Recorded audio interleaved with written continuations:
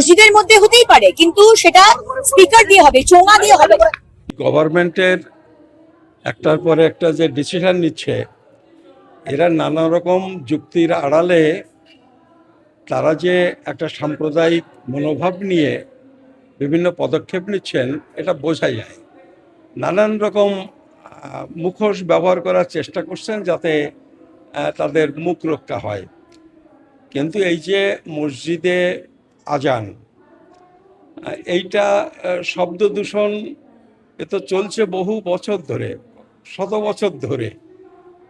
মানুষের এমন কিছু অসুবিধে হচ্ছে এইটা এর আগে শুনিনি, এখন এসে এই সমস্ত বিষয়গুলো শুনছি। আসলে আজানটা হলো মাইকে আজান দিয়ে সেই মহল্লার মানুষকে জানিয়ে দেন যে নামাজের সময় হয়েছে। সেই অনুযায়ী তারা মসজিদে চলে আসেন, নামাজ পড়েন, মসজিদে এসে পড়তে পারেন বা না এসেও পড়তে পারেন। এখন এইটা 2-3 মিনিটের একটা ব্যাপার। আর আজানের যে ধ্বনি, সেইটা তো ডিজে বাজানোর মতো ব্যাপার নয়। সেটা একটা, যারা খুব খেয়াল করে শুনবেন দেখবেন যে যথেষ্ট সুমধুর সেই ধ্বনি।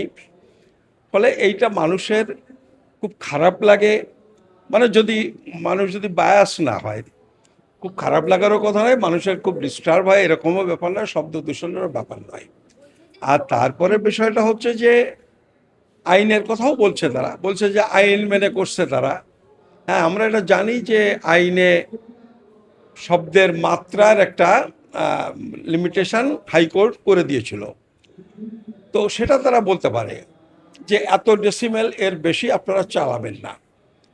এবং আমার মনে হয় এটা যদি প্রশাসন মসজিদগুলোকে যদি বলে, কোনো মসজিদ এটাতে আপত্তি করবে না, তারা এটা মেনে চলবেন।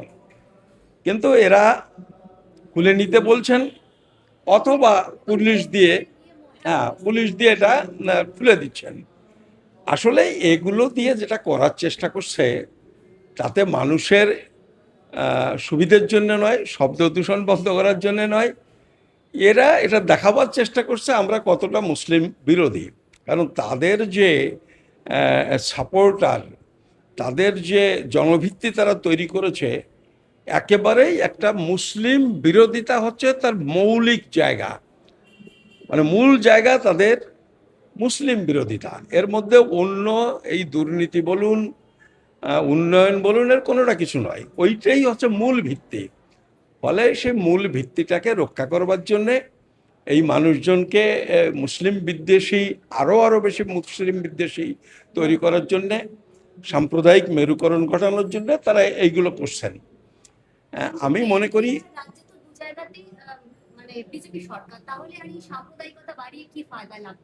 না না, এরা এবারে নির্বাচনে বুঝে গেছে যে একটা ক্লিয়ার কাট যে ম্যান্ডেট তারা পেয়েছে এরকম নয়। তারা দেখেছে যে বিরোধীদের ভোট এদের থেকে কম নয়, বরং বেশি। ফলে সেইটা আরও বেশি কনসলিডেটেড করার একটা প্রচেষ্টা তাদের রয়েছে। এবং এরা যে সমস্ত প্রতিশ্রুতি দিয়েছিল ইতিমধ্যেই তারা দেখতে পাচ্ছেন যে তারা করতে পারছে না। শুভেন্দুবাবু ভেবেছিলেন, এসেই যেভাবে কথা বলেছিলেন, যে ধরুন একটা স্পেশাল প্যাকেজ দিয়েছিল অন্ধ্রপ্রদেশকে, নাইডুকে, আর বিহারকে, নীতিশ কুমারকে। আসলে এই প্যাকেজটা স্পেশাল প্যাকেজ, বিপুল অঙ্কের প্যাকেজ, এই প্যাকেজটা ছিল মোদির গদি রক্ষা করার জন্যে, মোদির প্রধানমন্ত্রী হওয়ার জন্যে। এখন এইটাতে শুভেন্দুবাবু ভেবেছিলেন যে আমি মুখ্যমন্ত্রী হয়েছে, আমার জন্য বোধহয় এরকম বড় বড় প্যাকেজ দেবেন। কিন্তু কাজে নেমে বুঝেছেন যে ব্যাপারটা এইরকম নয়। ফলে দেখেছেন মহিলাদের জন্য বাসে বলেছিল ফ্রি, সে জায়গা থেকে ব্যাকআউট করছে। তারপরে এই যে অন্নপূর্ণা যোজনা 3000 বলেছেন, এটাও কতক্ষণ, মানে এমনিতেই 2 কোটি বেশি লোককে লক্ষ্মী ভাণ্ডার দিত, এরা সেটা 1 কোটির মধ্যে রাখার চেষ্টা করছে। তারপরেও যারা পাবেন তাদের এখন ওইসব এনকোয়ারির নামে দেখবেন যে এর কতটা টিকবে, কদিন দেবে, যথেষ্ট সন্দেহ আছে। ফলে এই সব জায়গাতে বুঝেছে যে তাদের সাকসেস হওয়ার কোনো সম্ভাবনা নেই। ওই সেই 2 কোটি মোদির যে প্রতিশ্রুতি সমস্ত বিদেশি টাকা নিয়ে আসবেন ইত্যাদি ইত্যাদি যেগুলো ফেল করেছে, এও বুঝতে পারছে যে এরকমই ফেল করবে। ফলে একমাত্র উপায় হলো এই সাম্প্রদায়িকরণ, মেরুকরণ। ফলে তারাই সেটাই করছে। দিক থেকে ক্ষমতায় আসার পরেই শ্রমিক বাবু বা বিজেপি রাজ্য সভাপতি শ্রমিক ভট্টাচার্য তিনি বলেছিলেন যে আন্দোলনীকরণ হবে না এই বিজেপি, কিন্তু দেখা যাচ্ছে সেই তৃণমূল ভেঙে এনসিপিআই হয়েছে এবং ঋতুপন্থী তৃণমূল তারা এখন তৃণমূলীকরণ হবে না। আপনি যেটা দেখছেন যে 20টা এমপিকে নিয়ে এখন এনডিএ এনসিপিআই করেছে, আসলে এনডিএর ব্যাপার। আপনি এখানে দেখছেন ঋতুব্রতকে দিয়ে একটা ইয়ে তৈরি করেছে, ভেঙে চুরে যেভাবে করেছে, এটাও আসলে আলটিমেটলি আপনি এদের কার্যকলাপ দেখতে পাচ্ছেন। ফলে এরা এই যেগুলো বলছে, বা শ্রমিকবাবু একরকম বলছে বলে ব্যাকুব হয়ে যাচ্ছেন, কারণ তার কথা কেন্দ্রীয় সরকার যা করছে, এদিকে আপনার শুভেন্দুবাবু যা করছেন, তারা শ্রমিকবাবুর কোনো কথাই বলছে না। ফলে উনি ঢোক গিলছেন, বলছেন এটা ব্যতিক্রম।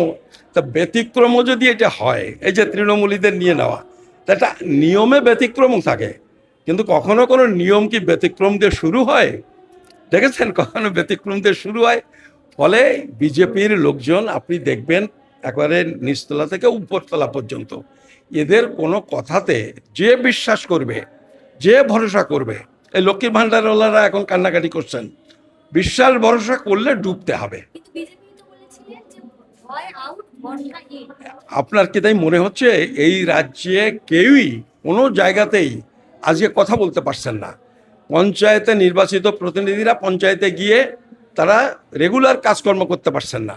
এটা তো আপনারা দেখতে পাচ্ছেন, প্রতিটা জায়গায় একটা এত বেশি ভয়ের আবহাওয়া। তৃণমূলের আমলেও সন্ত্রাস ছিল, এরাও পুলিশি নির্যাতন করেছে, নানা রকম করেছে এদের ক্যাডাররা, কিন্তু এতটা ভয়ের রাজত্ব ওরা কায়েম করতে পারেনি। মানে সেটা মমতা বন্দ্যোপাধ্যায়ের ইচ্ছে থাকলেও পারেনি, কিন্তু শুভেন্দুবাবু এই 1-2 মাসের মধ্যে বা বিজেপি এখানে এমন একটা ভয়ের পরিবেশ তৈরি করেছে যে কেউ আসলে মন খুলে কথা বলতে পারছে না। মানে এটা যদি বলেন, আমাদের ক্ষেত্রেও তাই। আমরাও যে ভাব এবং ভাষাতে আগে কথা বলতাম, বা আমার মতো যারা, তারাও দেখবেন অনেকটা সংযত হয়েছে। আমার মতো লোক 2-4 জনের কথা বলছি, কিন্তু অনেকেই কথাই বলছেন না। ফলে ভয় আউট নয়, ভয় আরও বেশি জাঁকিয়ে বসেছে। আগামী দিনে এই বিজেপি সরকার বা পশ্চিমবঙ্গের রাজ্য রাজনীতিতে আগামীতে 29 ভোট আছে, কি বলছেন? শোনেন, আমার যেটা ধারণা, কেন্দ্রে 29-এ বিজেপি কোনো ক্রমেই ক্ষমতা আসবে না। এখানে কংগ্রেস এবং কংগ্রেস নেতৃত্বাধীন একটা জোট, তারা ক্ষমতা দখল করবে। আর পশ্চিমবঙ্গের যদি কথা বলেন, ওই বলে না মেড়া কোনে খুঁটোর জোরে, এখন শুভেন্দু তো কেন্দ্রের জোরে এই সমস্ত করে যাচ্ছে। আসলে তো তার 4 পয়সা দাম নেই। মানে তার যে ভাব ভাষা, যেভাবে কথা বলছেন মুখ্যমন্ত্রী, তাতে যে কেউ বুঝতে পারছেন যে এটা একেবারে মানুষের কাছে গ্রহণযোগ্য নয়। ফলে কেন্দ্রে যদি এদিক ওদিক হয়ে যায়, তো রাজ্য সরকার নিয়ে কাউকে ভাবতে হবে না, ওই এমনিতেই কোত্থেকে কোথায় কর্পূরের মতো হাওয়া হয়ে যাবে, তার কোনো ঠিক নেই। ফলে মানুষকে কিছুদিন একটু ধৈর্য ধরে থাকতে হবে। হ্যাঁ, এইটা নিয়ে খুব বেশি দিন এরকম একটা দুরবস্থার মধ্যে থাকতে হবে বলে আমার অন্তত মনে হয় না।